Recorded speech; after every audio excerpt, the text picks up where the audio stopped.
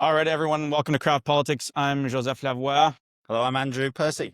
and we are back this week for the second time in your feed, as promised, because we're very excited to have Sean Speer on the show. Sean is the editor at large at The Hub, one of our go-to independent media outlets that I turn to throughout the entire campaign. Sean and his colleague Rudyard Griffiths had an incredible election night coverage, which I participated in. A lot of fun. He's also a fellow at the Public Policy Forum, Carleton University's Riddell Graduate Program in Political Management, a fellow at the University of Toronto's Monk School of Global Affairs, and a former colleague of mine from our days in the Prime Minister's office. And I was always struck at just how much of a deep thinker Sean was, and always appreciated his take. So, Sean, welcome to the show. Yeah, it's great to be with both of you. Thanks so much for having me. And of course, what we're going to get into today is an hour, 2 days-ish removed from election night. So some of us had a little bit of time to think about it. Hopefully, Andrew and I will be a little bit more articulate than we were yesterday. But really want to get your take on these election results. And maybe the best place is for us to start at the big picture and sort of start chiseling our way down. I said yesterday on our show that it felt to me like Canadians wanted both change and stability, and then ultimately what they got was neither. What do you make of that take? Yeah, I think there's something there, isn't it? I agree with your point about stability. In some ways, if this race should be interpreted through the lens of a flight to safety, in a way, we ended up with as much uncertainty, or perhaps more than when we started. What will a new parliamentary configuration look like? To what extent will Mark Carney interpret his result or his victory as a quote unquote mandate? What does it mean for Canada-U.S. relations, and of course Ottawa's relationship with the provinces? There's a lot of uncertainty looming over our politics, just as there is our economy. But on the big picture question, Joseph and Andrew, it seems to me one way to think about the election is as follows. Pierre Poilievre and the Conservatives effectively consolidated the right of Canada's political spectrum, driving the People's Party into the ground, consolidating support around the Conservative Party of Canada. Mark Carney did the same on the left, driving the New Democrats down to the lowest support in decades. In some ridings, they were below 2%, particularly in parts of the GTA. The challenge for conservatives is if we have a consolidated left and a consolidated right, 9 times out of 10, the consolidated left is going to win. And so I think that's one way to think about the election. And if that's how you interpret it, it has big implications, I think, for our politics moving forward. To me, it seems like a theme that has come up in the last 48 hours. This concept of us, particularly in English Canada, heading towards a two-party system. I sometimes wonder, are we just being reflexive about this? You speak to any Dipper and NDP partisan, and they'll tell you, no, we've got the shoots of support. We've been able to come back from this kind of devastation in the past. They'll point to the early 90s. The reflex, though, also often when conservatives are confronted with the fact that the split on the left is not there, is to say, well, what we need to do is find a way to capture more of the middle, and we have to maybe consider more centrist policies or ideas and move over the mushy middle. I wonder if that is, in fact, the conversation we need to have, or do you see a potential opportunity in the fact that it appears there's some generational change occurring? Is it possible to sort of get to 50% plus one as a conservative while still presenting profoundly conservative ideas? Yeah. Can we start with the NDP question, Joseph, and then maybe we'll talk about what it means for the Conservatives. You're right. I did an interview with Andrew Coyne yesterday, the Globe and Mail columnist, where I put this scenario of a secular trend towards a two-party system, and he pushed back, and he said he disagreed. He thought there were contingent circumstances in this race, that the Trump factor, the extent to which a lot of progressives seem to be motivated by stopping Pierre Poilievre as much as they were by affirming Mark Carney, and in that sense, we would be wrong to overstate or overinterpret the results. I happen to disagree with that for the following reason. the trend towards the consolidation of the left didn't just happen in this campaign. It's a trend that's really started, it seems to me, in the 2015 election campaign, where under Justin Trudeau's leadership, the Liberal Party of Canada started to transform itself from the centrist pragmatic party that we learned about in high school or maybe first year university to a party that has a self-image and a sort of theory of the case, if I can put it that way, that's progressive. If you think about Justin Trudeau's resignation in early January, he doesn't address liberals, he addresses progressives. And in a world in which the Liberal Party has that center of gravity, it just seems to me that the purpose, the mission of the New Democratic Party becomes in doubt. If the Liberals are reflecting progressive interests and values on the environment, or on the role of government in the economy, or on issues that you could broadly define as identity politics, what's left for the NDP? And in fact, there's a world in which what's left is a Democratic Party that is forced even further to the left in the name of distinguishing itself in a way that reinforces the trend towards consolidation. So, of course, it's premature to say that the NDP is dead after this week's election results. But I think it would be wrong to merely look at it through the lens of a particular campaign. This is a trend that has been slowly evolving for some time. And a big question, it seems to me, on whether the Liberal Party can consolidate the left on a more durable basis will be the sets of choices that a Carney-led government makes over the coming months on some of those issues where there could be potential fault lines between traditional liberals and the new progressive voters that he's brought into the fold in this cycle, and indeed over the past decade or so. And you are seeing, I mean, that consolidation's already happened at a provincial level, hasn't it? I mean, you look in BC and Alberta and Manitoba and the Atlantic provinces, largely, the Alberta Liberals are going nowhere. We've got it. We just saw that in this election here. Arguably it's happened at a provincial level. Shouldn't be a surprise that it's potentially happening at a federal level as well, at a national level. It's a brilliant insight, Andrew.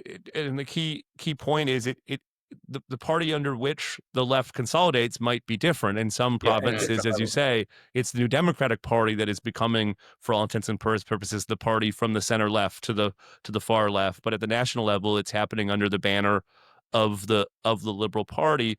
I mentioned that I've come to think about the election through the lens of the consolidation of the left and the right. I mean, just to put a fine point on it for your listeners who may not be following these issues closely, the New Democratic Party over the past several election cycles has consistently achieved outcomes representing something like 15 to 20% of the national vote. It looks like they're going to end up somewhere between like 5 and 8 points. And so one way to think about it is the Liberal Party essentially absorbed 50% of traditional NDP supporters. And in some ridings, the numbers are really striking. Joe, in Eglinton Lawrence, a riding that the Conservatives held up until 2015 and have lost over the past few elections, the NDP ended up with 1.8% of the popular vote. So if you're I didn't know that. Karen Stintz, a city councilor who ran for the Conservative Party, ran a really strong race, managed to get historic numbers for the Conservatives. She doesn't need the New Democrats to be at 15%. She just needed them to be at 3%. And so, in a way, that's a segue into the question you asked, Joseph, about the Conservative Party. We both worked in conservative politics, as you said. In 2011, Stephen Harper, then Conservative leader and prime minister, won his only majority as prime minister by securing about 39% of the popular vote. And depending on vote splits, particularly in parts of the GTA, to do the rest of the work. I think a major takeaway, if you accept the premise that we may be heading towards a durable, sustained period of two-party races, the Conservative Party won't be able to count on the NDP to split the vote and produce riding level wins for the party, and then ultimately winning the election overall, the Conservative Party is going to have to take responsibility of its own political destiny and not outsource it to the NDP, and that produces a whole set of questions about conservative politics. Pierre Poilievre lost his seat, and we can talk a bit about that if you want. But he can look conservative party members in the eye and say, I won a larger share of the popular vote than Stephen Harper did when he won a majority in 2011, and he's right. The challenge, of course, in a two-party system, 42% isn't enough. And so I think the big question for the Conservatives is how can they push that voter ceiling up even higher such that they can control their destiny, that they are in a position to defeat the Liberals outright as opposed to relying on a bank shot like we had in 2011 to get them across the line. And it felt like there was, sorry, Andrew, one quick follow-up on that for Sean. It felt like Pierre Poilievre had the seeds, and he potentially has a start of that. I mean, he was speaking on issues that were relevant to a younger cohort, and I don't mean 18 to 18-year-olds, but I mean 25 plus. He was speaking to issues that mattered to them well before they became popular to talk about, and that created, I feel, a lot of energy around his leadership campaign. That energy sustained itself well through into this campaign period. It seems like the foundations are there, but then I also wonder whether it's even a policy issue. Like, this campaign ultimately didn't feel like it was one that was fought or on policy issues. It was, to me, it felt very much like a vibes campaign. Like, who do you kind of like? It became a matter of tone. Andrew and I talked a lot about tone on this podcast. Do you think breaking through that ceiling is going to be is that a play that's baked in policy, or is it something else altogether? Yeah. Just on the point about the voter composition, it's such a crucial one. I mentioned that the Conservatives won 40%, 42% of the popular vote. That's the headline story, but the subhead is that the compositional changes to conservative support, as you say, they essentially turned a political axiom on its head. That the Conservatives outperform with the older voters and underperform with younger voters. Inroads with younger voters who now, at least in this election campaign, were a crucial voter demographic for them. Also, major inroads with what you might characterize as blue collar or working class voters, in a way replicating what the Conservatives in the UK did in the 2019 British election. And the net effect of those two compositional changes is the party was competitive and won seats in different parts of the country that have historically not been targets for the Conservatives. I think that progress represents part of the answer to the question: how can the party push its support up higher than 42%? Aspiring to be a 50 plus one proposition. But then from there, I think the answer is, I think everything has to be on the table. How much of it is messenger? How much of it is message? How much of it is policy? How much of it is strategy and tactics? I will say, though, just before I turn it back to you, and I'd be really interested in Andrew's views on this, given his experience, is that there'll be an instinct, as you, I think, set out earlier, Joseph, that the answer is self-evident. The party just has to shift to the center in order to aspire, particularly suburban women in and around our major cities. That certainly is one plausible path, and it should be scrutinized. But I think we need to understand that may come with trade-offs as well. In the 2021 election campaign, Erin O'Toole, I think, broadly pursued a strategy along those lines. And the net effect was the People's Party, the party to the right flank of the Conservative Party, saw its share of the popular vote reach north of 5%. In effect, undoing the consolidation of the political right. And so in that sense, the Conservative Party might face some really difficult trade-offs between on one hand, trying to protect the party's right flank, and on the other hand, trying to make progress, particularly with suburban women for whom it really didn't connect in this election campaign. Yeah, I was just reminding myself of an article that the weekend before the election, the Times of London, the UK Times, did a piece about how the Conservatives don't seem to be able to crack Canada. It was quite an interesting article. And that one of the key takeaways from that, they pointed out that, traditionally, however, Canadian Conservatives are not that conservative. and it was based really on your kind of religious linguistic divides, all kind of other reasons, which I thought was an interesting, to your point, as to why have the Conservatives been so much more successful in the UK and even arguably in Australia. In the UK, you'd argue the British Conservative Party is the world's most successful democratic political party, and also the one that is the natural party of government. And what's the difference between here and there? The piece in the Times actually not only mentions that, but also says maybe just geography is just against the Canadian Conservatives. I don't know how true that is. The thing the British Conservative Party has always understood to be successful, or did until perhaps actually post 2019, is that to win in Britain you have to be a coalition. And my argument in favour of PR, against PR and in favour of first past the post, was both systems give you coalition governments. One gives you coalitions without parties. The other one gives you coalitions within parties. And the way the British Conservative Party operated was everybody within it understood that we were a coalition. And yes, there was sniping and backbiting and internal disputes, but generally we kind of always understood that you kind of all stick together or you hang together. And we understood that those trade-offs were and people were prepared to make those. The problem now is, of course, that you were talking about a much kind of narrower bandwidth of where Conservatives were, whereas now, because of the rise in populism and all the rest of it, and this is a challenge for people on the left, you would think, but it doesn't seem to be manifesting it quite the same, that now now we've got to keep this much broader band together. And that is, the British Conservative Party is not a lesson in how to do this at the moment, given where we've ended up post 2019, because we've failed to understand that message. So I suppose what's the takeaway for where the Conservatives go next? Can they bleed any more out of the conservative right wing vote?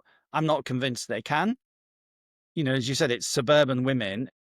You look at I think when I did the math, it was something like 6,500 switched votes would have would have resulted in the Conservatives being the biggest party. But those seats, when you look at where they were geographically, they were like Port Moody, they were Richmond, they were all these suburban seats in and around big cities. And, is there any other answer is what I'm saying, I suppose, because my own natural answer is, well, obviously you have to find an offer for the centre and you have to stop scaring people off, which is always how the British Conservative Party's managed to win, by not being scary. That seems to me that that's the most obvious answer, because you look at the next set of seats that are to fall, and it is those kind of seats. You can't get a majority without them. I can't see how you get a majority unless you pivot more towards that centre softer. Now, am I wrong on that? But that just seems to me the only natural answer for how, in a 50% plus one two-party system, you get those people. Yeah, just a ton of insight. Let me just try to respond to some of the things you said. You mentioned, for instance, that that progressive voters seem prepared to make some of the compromises in order to build a coalition sufficient to defeat Pierre Poilievre and the Conservatives. And it's a point worth underscoring. The Mark Carney's voter coalition comprises Bay Street capitalists on one hand, to like Hamas supporting social activists on the other hand. It's proven to be a highly successful electoral coalition. I think there are some outstanding questions about whether it will be an effective governing coalition. You can envision a bunch of issues creating real tensions within that coalition, including but not limited to resource development and pipeline construction, Canada's place in the world. There are the environment. Mark Carney is feeling pretty good probably the past couple of days, but there will be moments in the coming years where he may feel like being prime minister of this coalition is a consolation prize, because you can envision those tensions playing out. On the Conservative side, these are precisely the types of conversations that the party needs to have. That what it takes for a conservative leader to be able to hold together these different voters with different preferences, with different ideological commitments to sort of conservative first principles, if I can put it that way. but I think your insight about cities and communities on the periphery of cities is a key part of the answer. You guys are both in Vancouver. The Conservative Party is essentially closed out of Montreal, Toronto, and Vancouver, three cities that are responsible for something like a third of the seats in Parliament. Right. And you, Joseph, asked, what does a 50% plus one conservatism look like? I think it, in addition to the progress with younger voters and blue collar voters and all the rest, surely it has to run through cities. Yeah.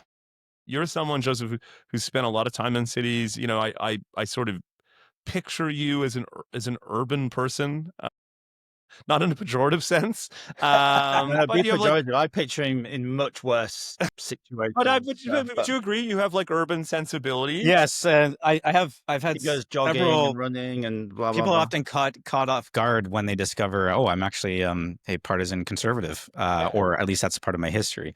And so I think the party has, the reasons why conservatives should aspire to be relevant to cities, not merely because of electoral arithmetic, although obviously that's a big part, because you want to bring the kind of energy and dynamism of cities within kind of conservative politics, within the way conservatives think about the economy and society. You want to bring the diversity of cities into the way conservatives, like being relevant and having urban voices in the party, I think is hugely additive, and not merely for not merely because of the electoral map. And so I think that if I was like a young conservative thinking about how to make my mark in conservative politics, whether that is on the elected side or in the world of ideas or whatever, I would be committing myself to the project of making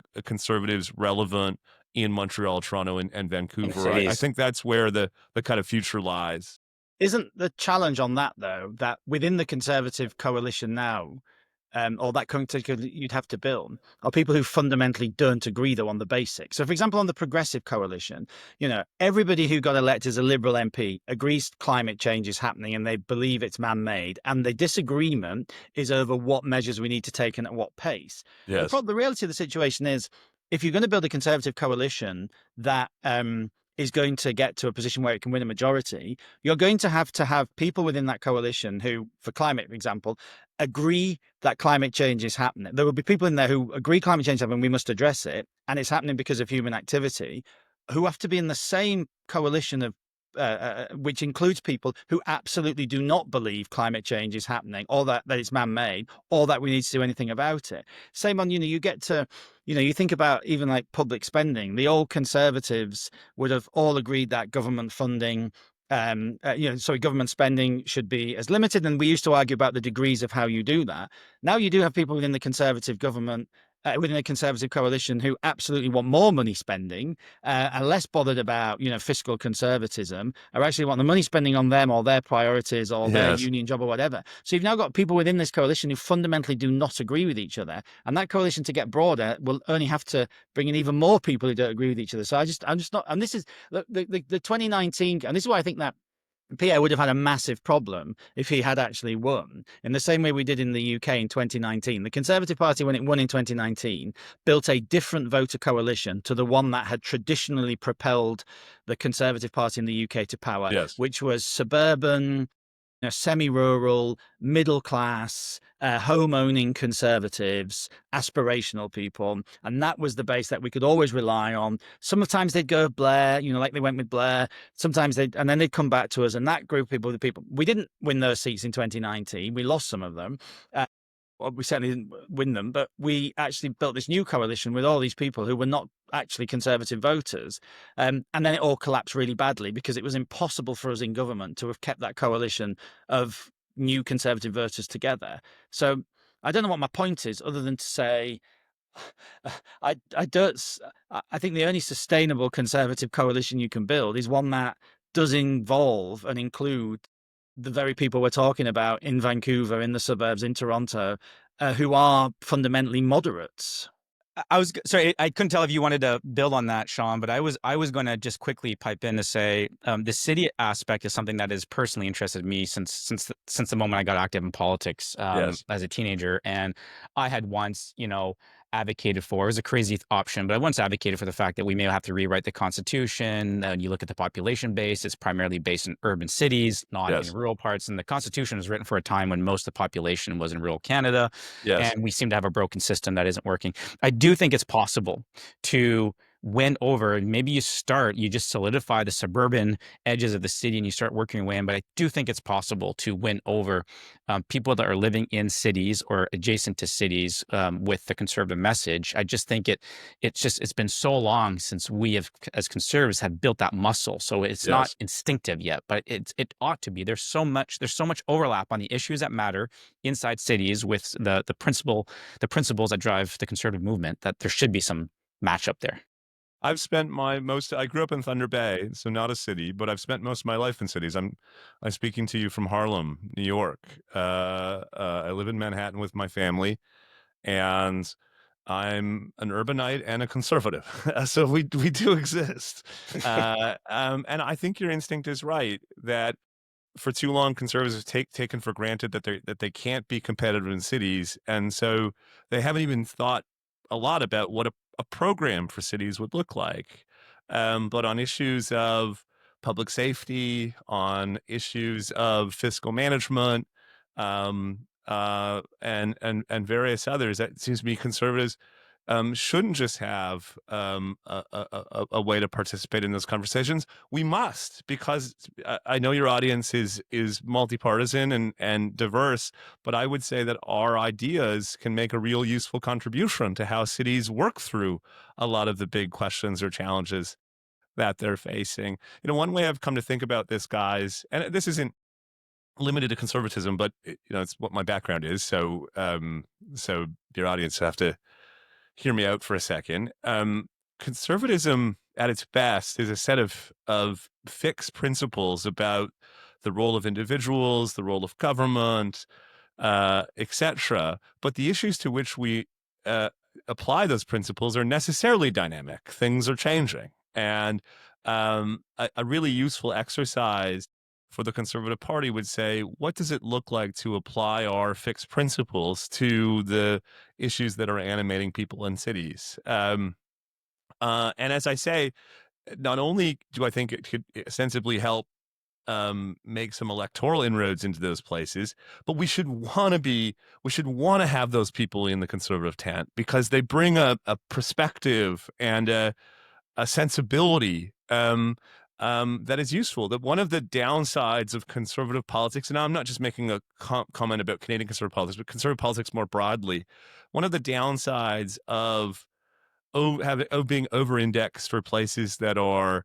struggling, or communities um, that are feel nostalgic or whatever, is that we lose the kind of energy and dynamism that one finds in cities. And so, yeah, I think this is a huge, has to be a big part of the answer. And I would just say, I'm less familiar with what's going on in Vancouver, admittedly. But do you guys know in the city of Toronto, there's two extraordinary things happening at the same time. The first is that last year, for the second year in a row, Toronto experienced the most growth of any city in North America.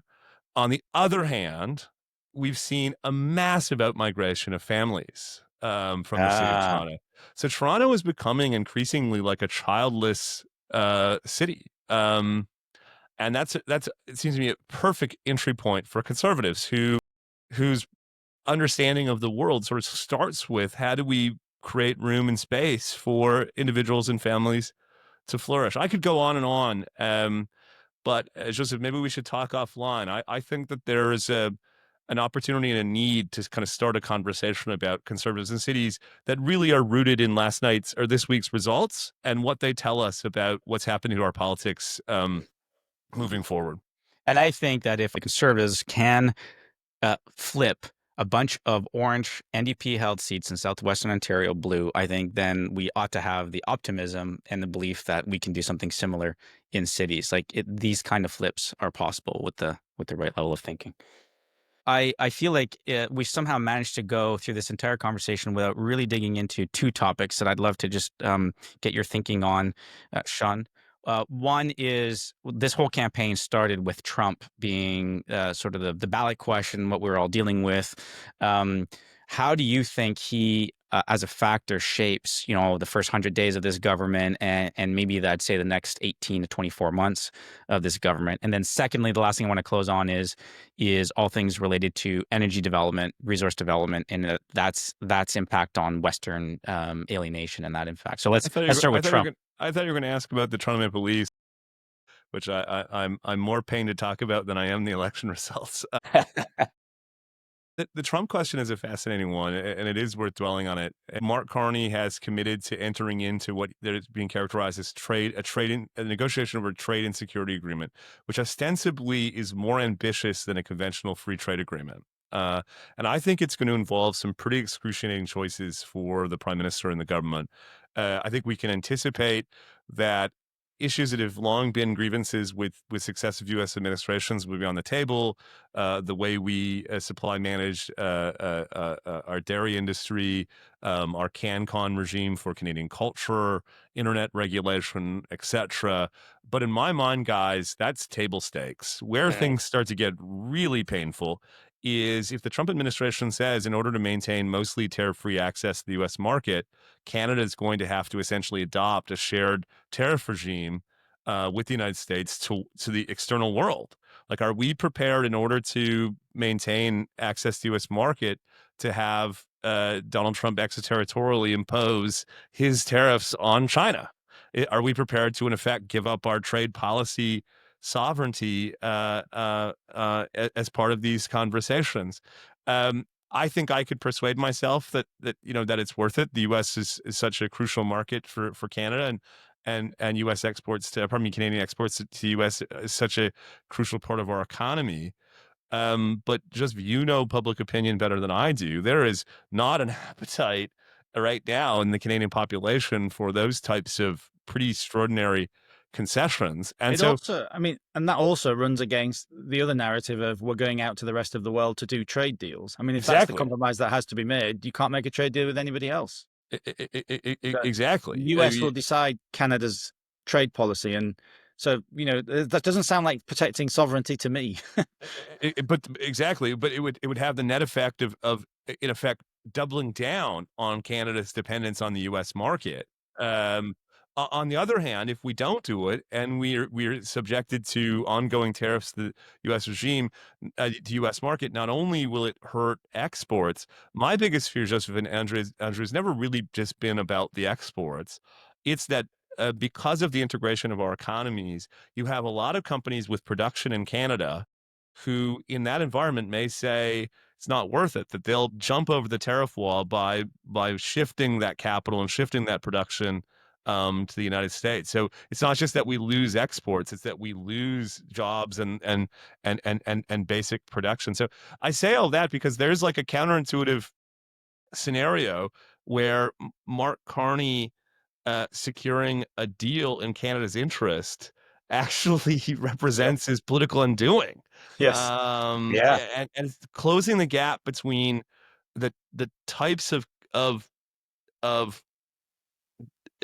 trade-offs that he's going to have to make and what the public presently understands about these impending negotiations is going to be crucial. I'll stop rambling in a minute, but I don't know if you guys have seen, we're speaking on April 30th. Just in the past several hours, Trump has talked about this call that the two of them had yesterday, in which what he's characterizing, at least what Trump is saying about what Carney said to him, sounds quite disconnected from the kind of tough talk that animated Carney's campaign. And so 24 hours or so after election, you're already seeing this kind of growing divide between what I think Canadians want, for better or for worse, and what a responsible prime minister may ultimately have to do.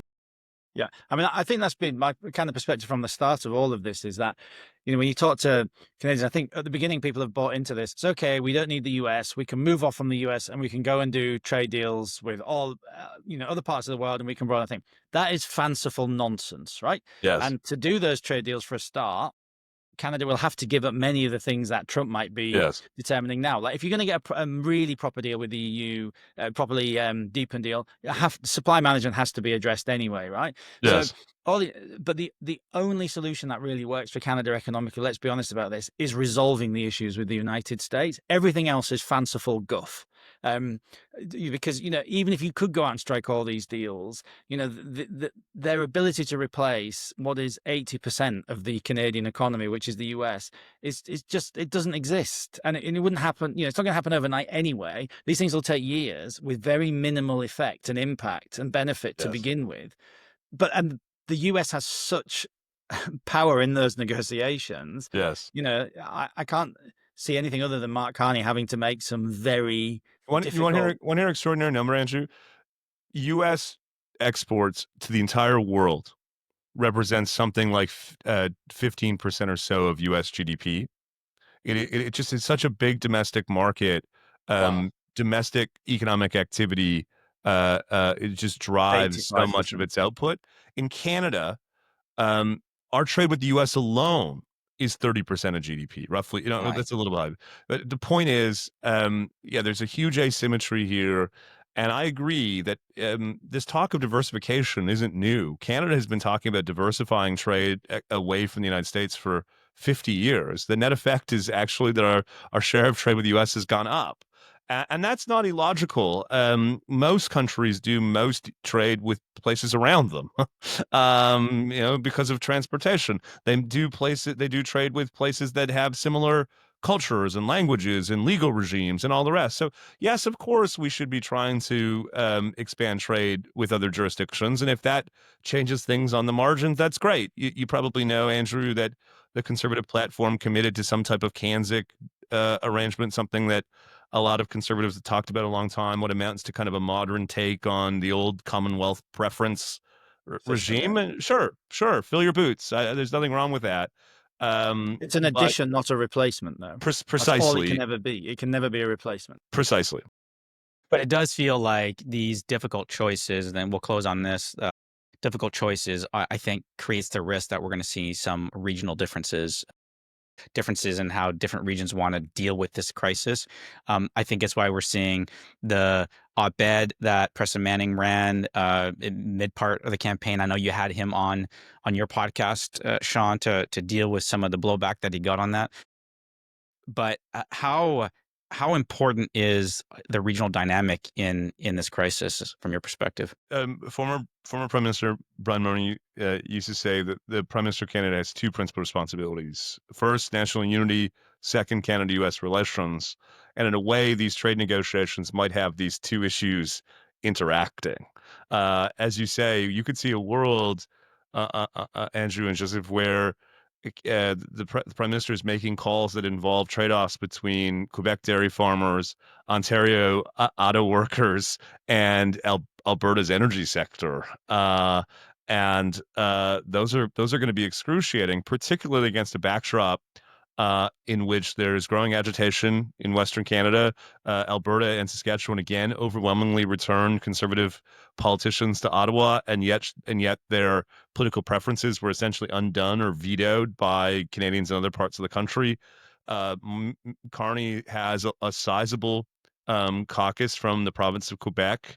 That province will be into an election next year, in which it's not implausible that the Separatist Party, the Parti Québécois, wins, and a referendum is back on the table. So one thing I've said on podcasts and different forums, maybe this is a good way to wrap up. When the previous two prime ministers, Justin Trudeau and Stephen Harper, were first elected, they inherited relatively strong economies, not perfect, but pretty good, relatively stable geopolitical dynamics, and a national unity file that similarly wasn't perfect, but was pretty stable and pretty good. Mark Carney inherits none of those things. Our Canada-U.S. relations are on fire. National unity crises are bubbling up on virtually every corner of the country. We all should hope that he is up to the job, because our economy and our country, may indeed depend on it. Maybe 2024 was the election to lose. It's true. Why does anyone want this job? You can see a situation in which the Liberals rue the day they ever put this coalition of progressives together and won, right? You could, Yes. that's good. Nice. Well, Sean, thank you so much for joining us. For our listeners who, if this is their first time hearing you and getting your take, where can they find you day in, day out? Yeah, well, you're so kind to mention, Joseph, that I helped co-found The Hub. You can find us at thehub.ca. Just over 4 years ago, we celebrated our 4th anniversary in the middle of the campaign. We publish a combination of opinion commentary, some standard reporting, and a series of podcasts, mostly focused on Canadian policy and public policy, or pardon me, politics and public policy. We had a really outstanding election. We're just looking at some of the numbers. Or the web traffic, YouTube views, and podcast downloads really spiked. And we'd be grateful if we're able to sustain that. If anything, guys, as we just talked about, it's certainly going to be a target-rich environment. Yes, definitely. Well, and I think one of the reasons why you're seeing that success is because the Hub is refreshingly it's just smart. It's not overly partisan. It's not extreme. It is incredibly thoughtful content. So highly encourage all of our listeners to go check it out. Thanks so much, Sean. Yeah, thanks, guys. I hope to see you guys in Vancouver in the fall. And in the meantime, congratulations on the podcast, and thanks for having me. Thank you. Look forward to seeing you and Joseph buying us beers.